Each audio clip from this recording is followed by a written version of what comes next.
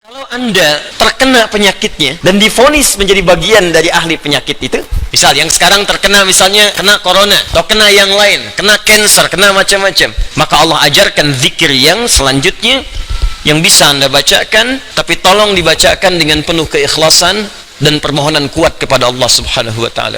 Saya akan gabungkan 3 surah sekaligus. Wa nunazzilu minal Qur'ani ma huwa shifaa'un. Ini poinnya. Wa rahmatul lil mu'minin wa la yazidul zalimina illa khasara. Wa nunazzilu minal Qur'an, dan kami turunkan dari ayat-ayat Al-Qur'an itu ma huwa shifaa'un, ada yang bisa menjadi syifa. Apa itu syifa? Obat. Apa itu obat? Syifa. Ibu syifa, ibu obat. Baik. Obat penawar itu ada 2 nama. Seperti penyakit pun ada 2 nama. Satu, obat bagi penyakit fisik yang standar disebut dawa namanya, dawaun. Penyakitnya daun, obatnya dawaun. Ya, ada riwayat mengatakan likulli da'in dawaun. Setiap penyakit pasti ada obatnya, kecuali kematian. Ya, kecuali kematian. Selain kematian, kata Nabi, ada obatnya. Ya, kalau kita mau kreatif, kita dapatkan analisis, dapatkan hadis. Ya, likulli da'in dawaun. Itu penyakit fisik. Ya, pusing, sakit perut, sakit gigi, macam-macam. Kata Nabi, Anda kreatif, dapat obatnya. Obat untuk fisik ini disebut dawa namanya. Ada yang kedua, disebut dengan maradun. Maradun. Apa penyakitnya? Marad. Obat penyakit hati ini, maka namanya bukan dawa, tapi disebut dengan syifa.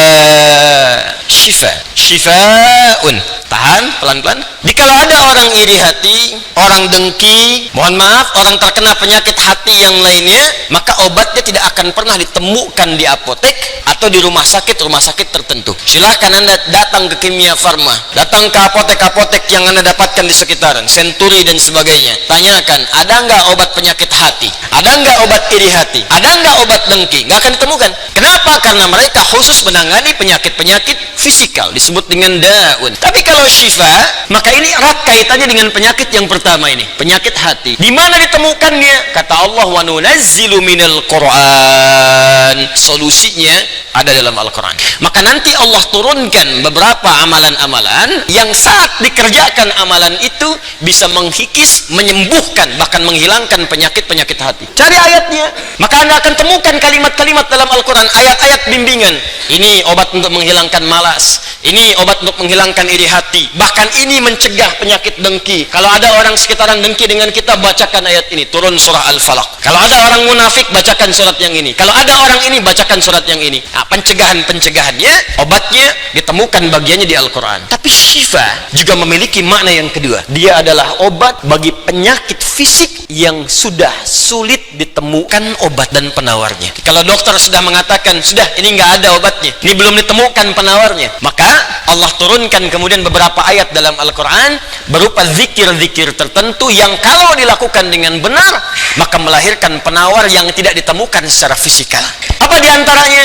Yuk kita bacakan Quran surah ke-21 Al-Anbiya ayat ke-83 sampai 84. Kenal Nabi Ayub? Bagus. Ada yang kenal di sini. Baik. Bukankah ujian Nabi Ayub salah satunya kena penyakit fisik? Bukankah ujian Nabi Ayub alaihissalam salah satunya kena penyakit fisik? Ya. Pertama ujian harta, habis semua asetnya. Yang kedua ujian keluarga, wafat semua anaknya. Yang kedua ketiga ujian fisik, ditimpa, diuji dengan penyakit, maaf, yang belum ditemukan obatnya, tidak akan pernah dirasakan orang sebelumnya, tidak dialami orang setelahnya, saking parahnya penyakitnya. Dokter mengatakan sudah nggak ada obat, orang mengatakan secara klinis mustahil sembuh, nggak ada obatnya.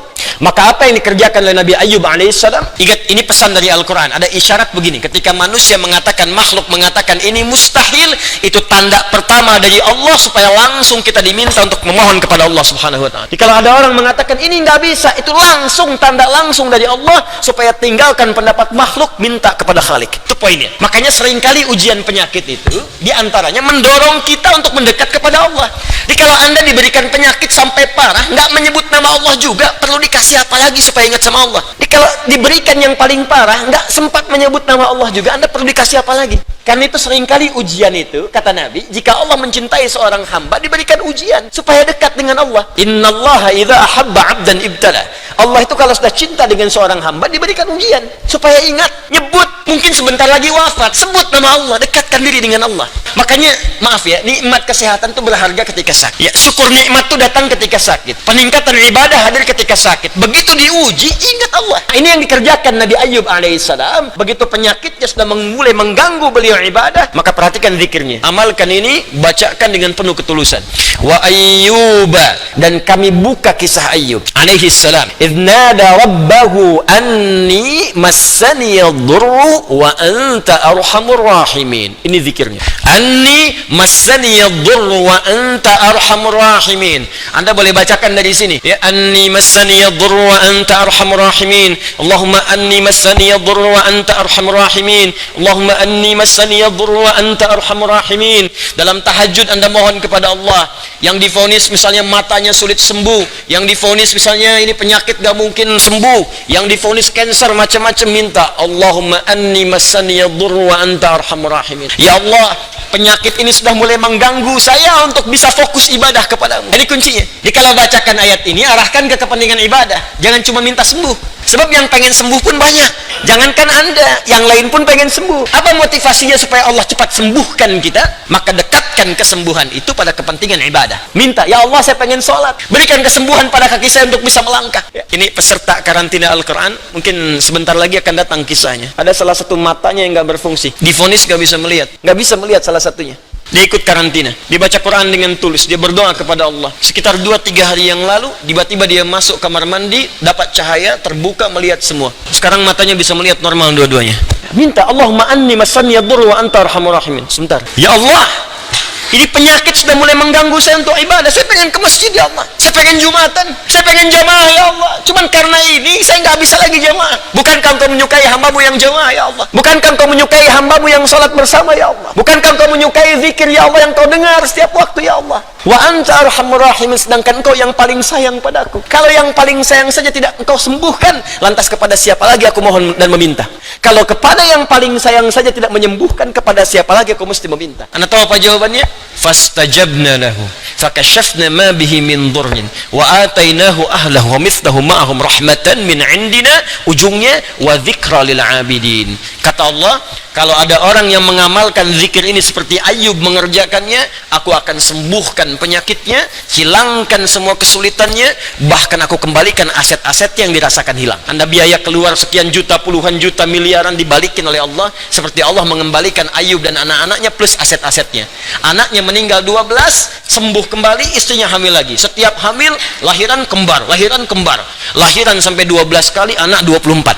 Aset balik semuanya. Terakhir, bacakan surah Al-Fatihah dengan benar, karena Al-Fatihah disebut langsung juga oleh Nabi sallallahu alaihi wasallam sebagai syifa,